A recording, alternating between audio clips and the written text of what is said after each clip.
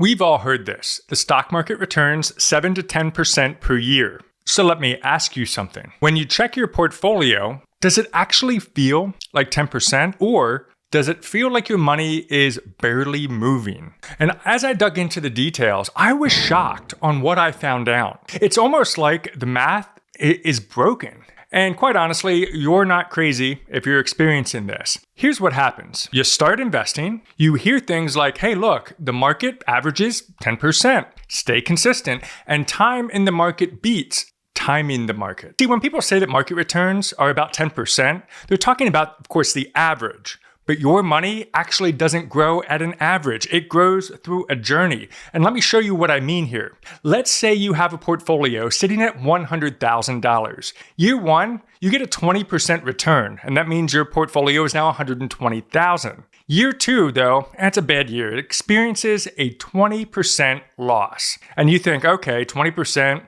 I guess I'm back to even. No, your portfolio is now at $96,000 in year two. See, this is the part that people miss. Losses hit much harder than gains actually help. So let's say then year three comes back with a rebound, and you're like, oh, thank goodness, a 22% growth. We're back, baby. We're feeling good, right? But unfortunately, you're not fully back to that $120,000 you initially built up to. You're actually at $117,120, and it's still below where you were. And here's where it really gets interesting. The average return in these 3 years are about 7%.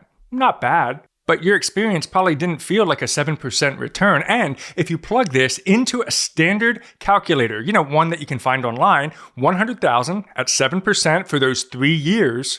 Wait a second, look at this. It's telling us over $122,000 is what we can expect. But in reality, we just saw it. The true math of what we just went through is 117,000. But they're both at 7%. So now you're thinking, well, wait, what exactly is going on here? Is the calculator wrong? Is the market broken? Or is there something more sinister going on? Because if we misunderstand this, we either start overestimating our future returns, or we lose confidence in a strategy that actually does work. And I saw a post on LinkedIn, and it said, if you could earn a smooth 12%, they were actually picking on Dave Ramsey, you'll end up with far more money than the actual stock market. And the conclusion was, volatility destroys returns. To be fair, there's actually some truth in that statement.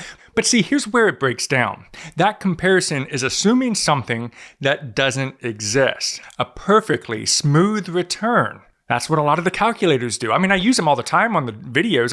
It's just one thing to look at, but it's not the accurate picture. There is no investment that gives you 8, 10, or 12% every single year like clockwork. That's actually not how investing works. It's really just spreadsheet fantasy. And you know me, I love spreadsheets. But the goal of this video isn't to feel good on paper. It's to understand how money actually grows in real life so that we can be ahead in our financial future. That is the Sharpe money difference. All right, let me show you this, because this is the unlock that I discovered as I was doing my research. On this side is the smooth version. You see that, the blue line? This assumes a steady return every single year, a typical calculator. No bad years, no volatility, just the clean, averaged upward line, which is what most people are modeling. And then over here, look at this red line, right? This is the actual market experience. It's the same money. It's the same time period. Everything is the same here, but we're using real returns with the dividends reinvested. Now, both of these portfolios saw a growth rate of 10.9% in 20 years. 10.9% is pretty good, right? But look at the ending values. The smooth plan of 10.9% gives you $791,828. But the real market percentages over the last 20 years, that ends in $576,530, a difference of $215,298. And that is not a rounding error. That could very well be the difference between somebody retiring comfortably or on time and not. And this red line here is why it feels like your portfolio may not grow the way that you thought it would, the way that the financial planner said it would. Because some years are going to pull you forward, and then the other years are going to pull you backward. Now, members of the Sharpe Money channel, builder and executive, you're going to receive this sheet to plug in your own numbers. You can even plug in contributions to check it all out. Now, if you're not a member of the community, you can also do this yourself over on Portfolio Visualizer. Absolutely free to use. You can model your own returns and your own sequence of risk. But let's have just a little bit more fun here. You can see I had that $100,000, and that's just something without any monthly contributions. But let's flip that on its head for a second. Let's say we're going to do, I don't know, maybe $150 a month that we're going to invest over the next 20 years on top of the $100,000 that we already have invested. Now, keeping the same 10.9% because that is the return, let's take a look now at what we have. If we come over here, look at the big difference here. Your smooth path says 926,000, but look at the actual returns, 692. That's still a difference of 233, and that's even with your total contributions. And by the way, you might be wondering where I came up with these numbers. Now, these numbers down here, the manual return numbers, are actually the stock market over the last 20 years. That includes even the volatile 2008. You can see right there, it is at 37% off. Even if you have these years where you're only making 1.4%, down 4.4%, down 18.1%, that averages out to the 10.9. But that's the big difference between that smooth difference of 926 and the 692. Now, before this video starts to kind of feel discouraging, because so far it's kind of been feeling a little bit weird, right? Let me be clear about something. Nothing about what I shared means that investing does not work. Nothing means that. It doesn't mean that you're behind or you're screwed or anything like that. And nothing about this means that the system itself is broken. It just means that the way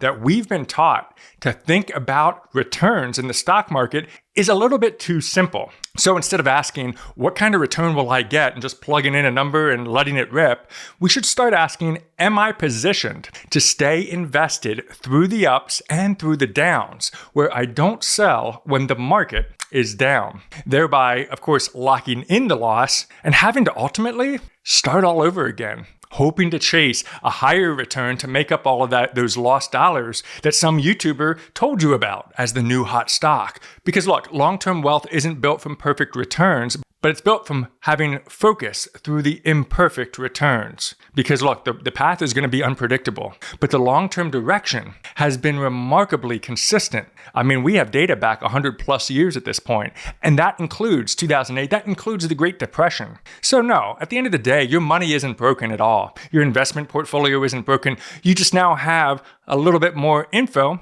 and more tools to understand how it actually grows. And so what you can do now is you can build your Sharpe money unlike anyone else can. What you want to do is take these things, model the good case, the bad case, the average case, and then your goal is to say, okay, my ideal world is to build up an investment portfolio of X amount, and here's what it's going to look like, even if the market's bad, even if the market's great. And then I can lock and load on that plan. When the market starts going down or being wobbly, or, oh my gosh, if it crashes, you looked at the scary, you looked at the great outcomes. You're prepared for all of it. Now, what today's example provides is that, look, sequence of returns risk can be substantial, both from when you first invest and especially in the first few years of your retirement, even if you retire early with the FIRE movement. It's what can cause two people with the same exact portfolio to have two completely different outcomes. One's going to succeed, the other might have to find ways, unfortunately, to have to go back to a job. And I mean, they started at the same exact level. That's the challenge of sequence of returns risk. And more of that is coming on a future video. And more about sequence of returns risk is coming in the next video. Until then, share this with others who might find value in it. Keep building your Sharpe money, and we'll see you on the next video.